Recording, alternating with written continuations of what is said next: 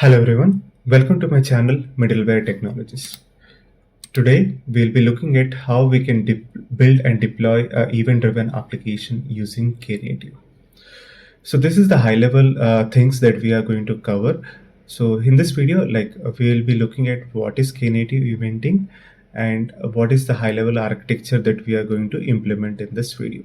And this is the procedure that we are going to follow, wherein we'll be uh, we'll be setting up the knative service and deploying a set of source and sync services based on Python Flask, and we'll be generating some events which will flow through the broker and trigger services or resources, and then we will try to finally see like how we can verify the events received by the receiving end, that is the sync. So let us see like how we can achieve that in this video. So coming to my test environment, I'm currently working on Fedora server, on top of which we have a Kubernetes cluster with Knative version 1.19.4 setup.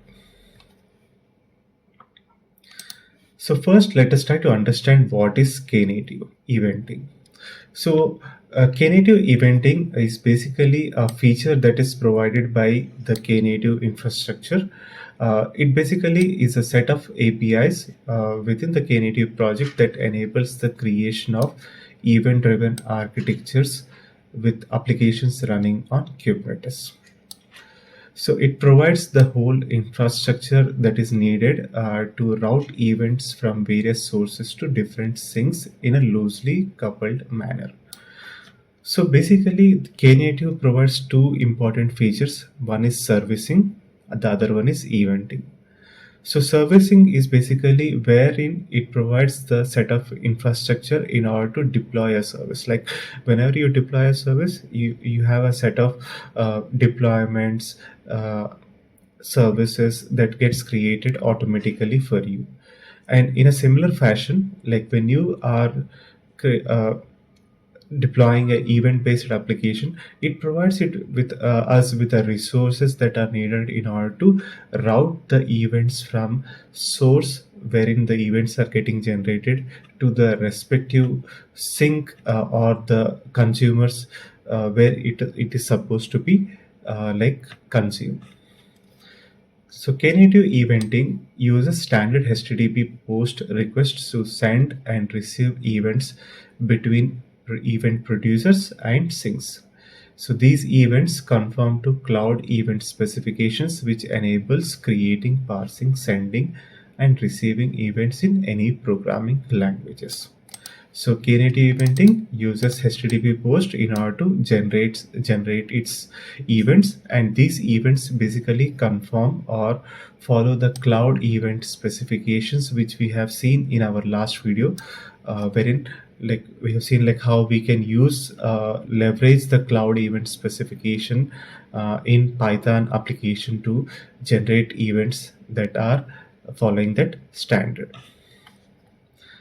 So now let us go to our high level architecture. So this is basically a high level architecture that we are going to see uh, or implement in this video. So a source, it can be anything, like it can be a client, or it can be a pod that is trying to send or produce the events. So this is going to be the event source, wherein it produces a cloud event which consists of context and data encapsulated in message. Let us say like it has generated an event in the following color, in this case, like let's say it has an event of type pink. So this will go to broker will basically route the messages to the triggers. But now when the message comes to triggers, the triggers will filter the messages based on the attributes in the message data and route to the appropriate consumer. So let's say the broker has sent the messages, both the messages to both the triggers. The triggers are going to filter only the messages with the particular type for which they are configured. So let's say here, if the trigger is uh, configured to filter the messages with typing, it is going to receive only those messages, and it is going to send those messages or events to the appropriate consumer. And in a similar fashion, like if the trigger is going to filter only for purple related messages or type of messages, it is going to it is going to filter those messages or events and send it to the consumer too. So here in this demo, what we are going to do is actually, like, we are going to send a normal request from the source, or we can say the client, that is the Kubernetes pod, and this broker is going to send that message to the consumer one, and consumer one is going to further send another response that is also an event. So now the consumer one becomes a source which is going to generate an event of type, let's say, purple, and it is going to send it to the broker, and through via trigger it is going to be filtered and send it to consumer too. So that is what, like, we are going to implement in this video. Now let us go to our procedure. So as a first step, we need to ensure that the Kubernetes cluster is installed with knative on top of it. So for that, you can follow my blog, like, which we have done previously, wherein we have seen like how to build and deploy serverless application using knative to set up a local cluster using kind, and install the knative quick start plugin to set up the knative platform on top of the Kubernetes cluster. So that is what, like, I have currently. So if you look at kind get clusters, so I have the knative cluster setup completed, which is basically a Kubernetes cluster with knative platform on top of it. So that is what you need to have for this demo. So once that is done, we can go to our next step, that is step 2. Here, like, we are going to create a Python based application, that is a web application. So here, let us create a Python based Flask application which accepts a post request and responds back with a message and a set of headers related to the cloud events. So for that, like, what we are doing is, I have created this folder, and in that folder, like, first you need to create the requirements.txt file. So this requirements.txt file contains the dependencies that you want to install. Here in this case, it is going to be Flask, and cloud events is basically not needed, but in case you are creating a client based on the Python application, you may need that requirement in the Docker image. So once that requirements.txt file has been created, we can create the web application, that is hello world.py. So as I said, this is going to be a very basic application which accepts a post request on the following context, that is root context, and it is going to log the request or the message that has been received in the request.data. And in a response, basically, as I said, it is going to create a cloud event object that is in the form of a response, and it is going to set the following headers. So these headers are as per the cloud event specifications standards. So we are setting the ID, the spec version, the source, and the type. And this type is basically going to be the attribute that we are going to use in order to filter the messages. So this is on a high level what this Python application does. So let me close this file. Now that our Python application is created, let us go to our next step, that is step 3, Dockerize the Flask application. So once you have the Flask application ready, we can Dockerize it using the Docker file as shown below and push the image to Docker. So I'll show you how the Docker file looks. So we are using this base image, that is Python 3.9 Alpine, and we are copying all the source code to app directory in the Docker image. And this is going to be our working directory within the Docker container. And this is where we are going to install the requirements.txt file with the Flask and Cloud events dependencies, and we are going to expose this application on port 8080, and this is what the command we are going to run within the container. So this is as basic as what we can write in a Docker file in order to launch our application, that is Python Flask application. So once we have that image, once we have that Docker file ready, you can just build the image. So you can you can build that and tag it as following, so that you can push that image to Docker up registry.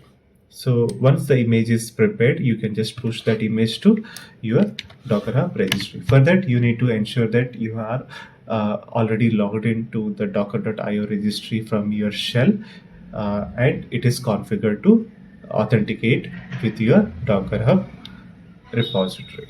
So if I show you the Docker images, I have already built that image. So you can see this is the image that is already available, and that is built locally, and it is pushed to the Docker Hub. So once that is done, let us go to our next step, that is step 4, deploying the Flask application using knative. So here, first what we will do is we will create a namespace with the name eventing, with the eventing enabled using the following label.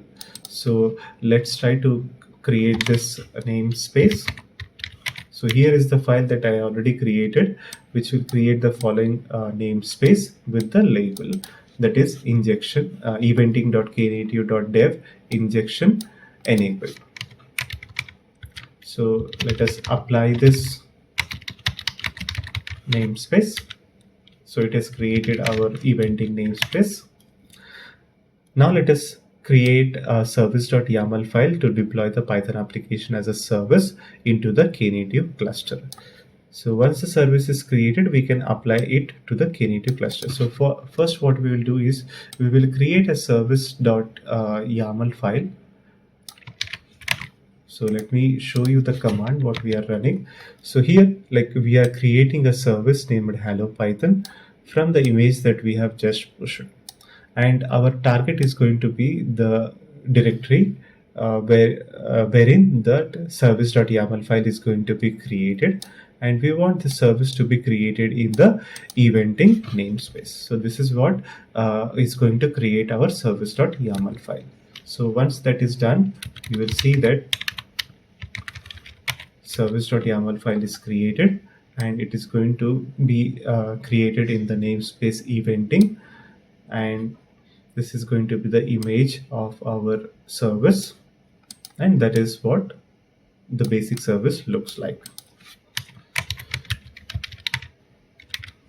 So once that service file is created, we can just apply it using the kubectl apply. So I tried applying that service using kn service, but it was defaulting to the namespace default. So it was creating the service in the namespace default. So that's why I tried using kubectl apply to apply my service, and it was creating it appropriately. So our service now is created in the eventing namespace. We need to give it some time so that the service gets up and running, and once once the service is up and running, we will be able to see our service deployed to the eventing namespace and expose it at the endpoint mentioned in the URL section. So this service deployment also creates routes and revisions as shown below. So let us try to see if it is created. So you can see that the service is up and running. And we can also list the routes for that service. So this is the route that the service is going to use, and this route maps to the appropriate revision wherein the traffic needs to be routed. And so if we want to look at the revisions, so we have deployed it for the first time, so we will have only one revision that is going to take the 100% traffic. So this is how you can deploy your Python Flask application as a service. So once that is there, let us create a broker in the eventing namespace with the broker class as empty channel based broker. So here, like what we are doing is we are creating a broker with the default broker class that is empty channel based broker. So let us try to understand what that empty channel based broker is all about. An empty channel based broker is a knative eventing component that routes events by using the underlying channel. So it is basically a broker that stores your messages or events using an underlying channel. And in this case, the default channel is going to be the in-memory channel.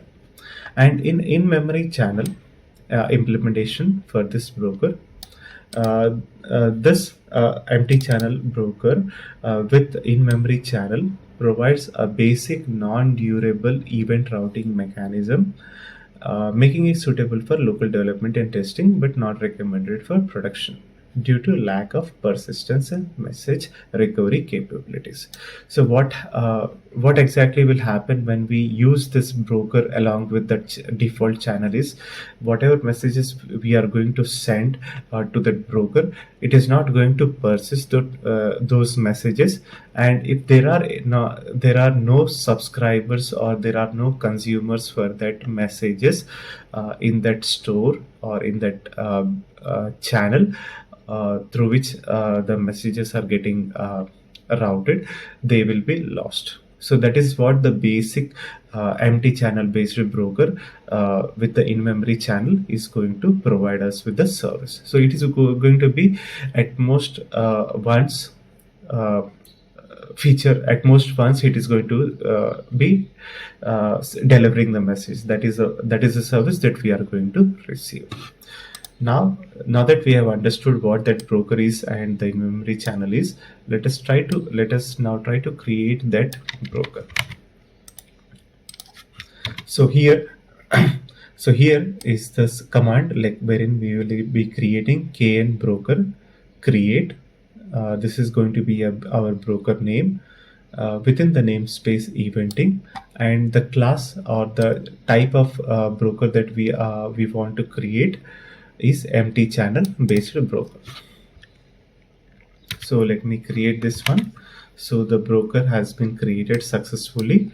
Once that is done, we can list the brokers in the eventing namespace. So our broker is also ready, and the broker URL is going to be the following URL, wherein broker is basically you can send messages to this broker using the following discoverable URL. That is basically an ingress URL, you can say, which is deployed into the knative eventing namespace. Sorry, so it is going to be present in our eventing namespace with the following name.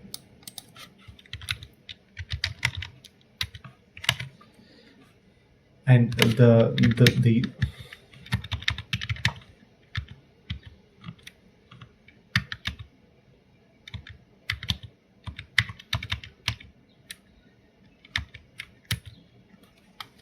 so if you look at kubectl get pods -a, and if you look at the knative eventing, these are all the services that are provided by us. And in that, if you see, one of the service that is resource that is provided is the ingress resource. So that is what this ingress is all about. So it provides the ingress in the knative eventing, which will route our request to the appropriate broker that we have created in the namespace eventing, and from there it gets routed to the trigger and to the appropriate consumer. So let me clear my screen, and now let us try to go to our next step, that is step 5, creating a trigger. A knative trigger is a knative eventing resource that acts as a filter, subscribing to events from a broker and forwarding them to the specified sink based on the cloud event attributes. So what exactly a trigger does is it takes the events or the messages that it has received, or it subscribes to the events from the broker, and it filters those messages based on the attributes of the cloud event. So let us try to understand it with an example. So let me create this trigger. Sorry, so this is not, so this is the only command that we need to run. And here, like, we are creating this trigger in namespace eventing. This is going to be our name for the trigger, and it is going to use the following broker, that is Python broker, and it is going to filter the messages or events based on the type of the attribute that contains dev.knative.samples.hello Python.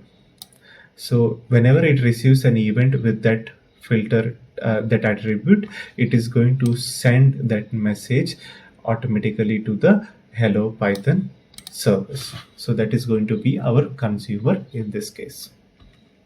So let me create this trigger. Now that we have our trigger and broker ready, let us go to our next step, that is generate cloud events for broker. Now that we have our service deployed along with the broker channel and trigger implementation in place, we can send a cloud event message to the broker with a CE type as this, that is dev.knative.samples.hello Python, and cloud events messages with this type gets filtered by the trigger and are routed to the hello Python service deployed in the knative cluster. So let us see it in action. So now what we are going to do is, so if we go into our step high level architecture, we will generate a cloud event using the curl the curl image. So in our high level architecture, now our event source is going to be the uh, curl pod, or the curl deployment that we are going to create, and we are going to send a curl command from that pod, and this is going to send through the broker and trigger to consumer one. Let's say that consumer one is going to be the hello Python application. So let us try to create our pod. So here, let me clear my screen, and now let us try to run a curl test pod. It will use the following image, that is curl image, and we are going to launch it interactively. So this curl pod can be created in any namespace irrespective of where you have created your service, because we are going to use the fully qualified name of the broker service in order to communicate with that broker. So that is so this is going to be fine. You can create your curl client in any namespace. So that is going to be working. Now, like, what we are going to do is we are going to trigger this post request to the broker that has been created in the eventing namespace, that is Python broker. and we are going to send a post request as I said, and we are going to set the following headers, that is the cloud event ID, spec version, type, and source. So this is going to be very important. The type is going to be dev.knative.samples.hello-python. So this is based on this, the trigger is going to apply the filter, and it is going to send the appropriate event to the appropriate service. And this and in the payload, like, we are going to send this message from hello python app from the curl pod. So we are basically sending a message from the curl pod. So let me send this one, and it is going to spin up a pod for us. Now if you go to kubectl -n eventing get pods, it is going to spin up our pods. So you can see it has been started in 9 seconds. Let us try to look at the logs for this pod.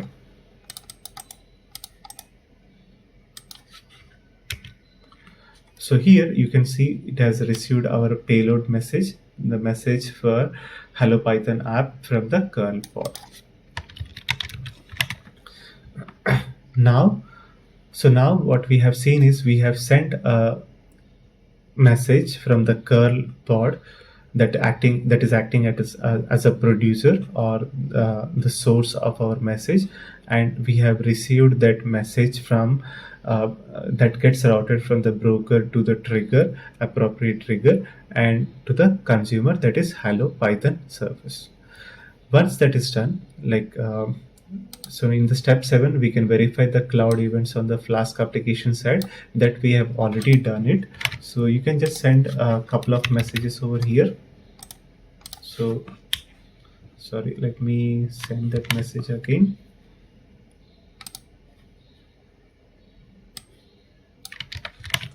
So let us try to send a couple of messages over here. So I have sent 3 messages, and now let us look at the logs. Okay, so the pod is recreating. So let me get the new pod name.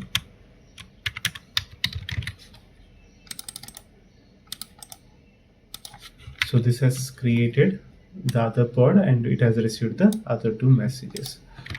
Okay, so we have verified that one through the logs. So we can verify the logs of the pods that are instantiated when the request is received.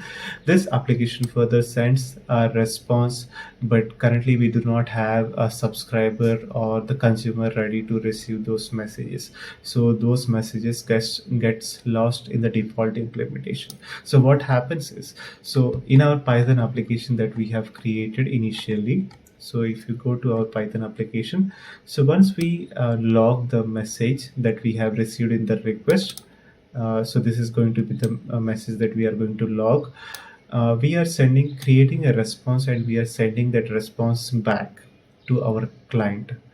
But that message is getting lost right now because there is no implementation of broker or the trigger broker that is going to be able to store our messages. So that is what is happening. So let us try to verify that one. So we can verify that one. So once that we have verified the cloud events on the Flask application side, we can go to next step, that is step 8, create a sync service. So here what we'll do is we will create a sync service named event display, which can be used to display the cloud event messages. Now let us try to create this service. So first, so let me clear my screen, and here we are going to create a service named event display with the image that is going to be the event display image from the GCR repository, and this is going to be the target wherein the YAML file is going to be created. So let us create that one, and once that YAML file is created, you can apply that using the kubectl apply. So let us apply that service. So our service is created. Now if you look at so let us try to see the kn service list, kn-n eventing service list. So you'll see that we have 2 services deployed now. Let us try to see like what if it has created some pods in the. So now we do not have any pods. So what so let's say now let us try to send a message from here. uh, so before sending any message, basically we need to create a trigger also, but that is not in place. So let's say like you send a message, okay? So you can generate a cloud event message again, but this message is going to be lost because there is no service, like there is no trigger available still that can receive our messages. Okay, so this is going to create our pod, that is hello python, but it is not going to receive our message.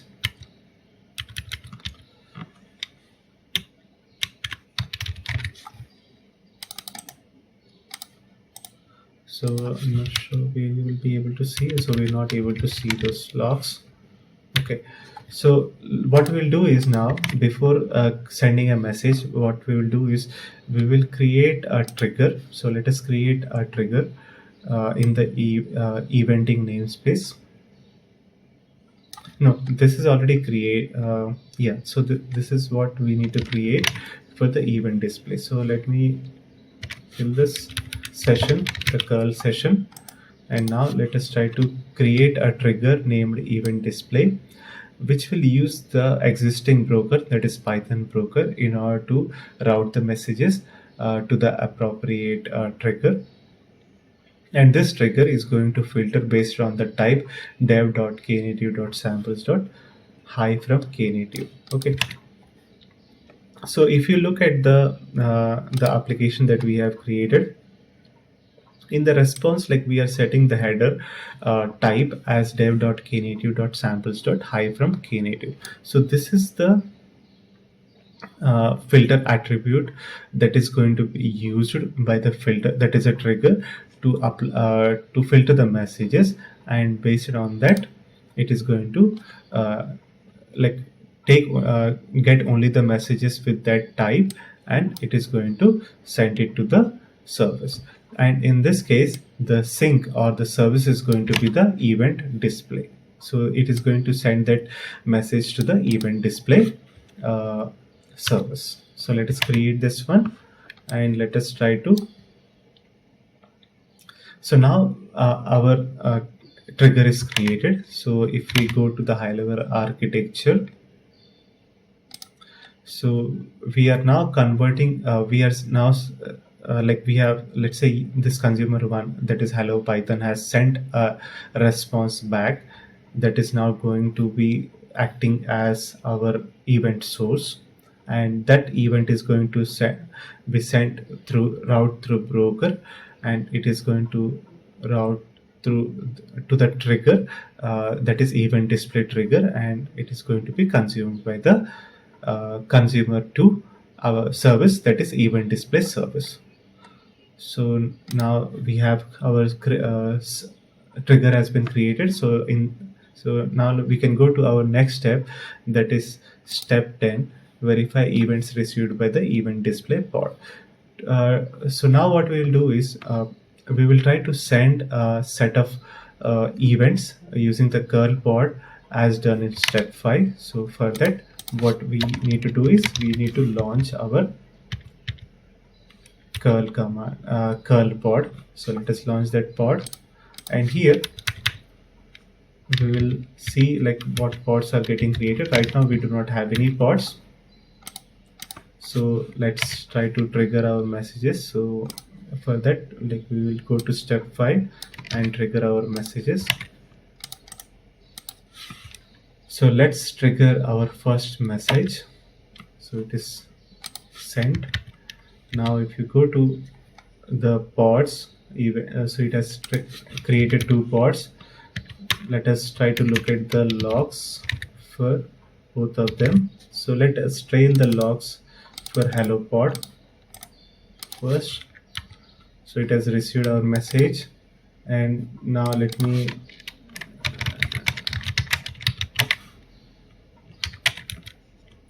go to kubectl -n eventing get watch. So now let me look for the logs for tail the logs for event display as well. So you can see the event has been received. Let me send a couple of messages. Generate Docker image. So let me copy this one and let me send it. Let me send a couple of messages. So we have sent 3 messages. So you can see that the first service, that is the hello python, has received our messages from the curl bot, and this is going to resend or trigger an event, cloud event, uh, that is going to be sent again via through broker to a new trigger that we have created, and this is going to be received by the following service. So you can see all these events have been received with the following attributes, that is spec version, type. As you can see, the type is dev.knative.samples.hype from knative. So this is coming from the hello python's application response or the service. So this is how, like, you will be able to generate your messages, and these events can be further consumed by another services, as we have seen in this case with the event display service. So this is what I wanted to show you in this video, and on how we can leverage the knative eventing services to build your event driven application for as per your requirements. So thank you all. Thanks for watching this video, and I hope you enjoyed watching this video. Thank you all, and you guys have a great day.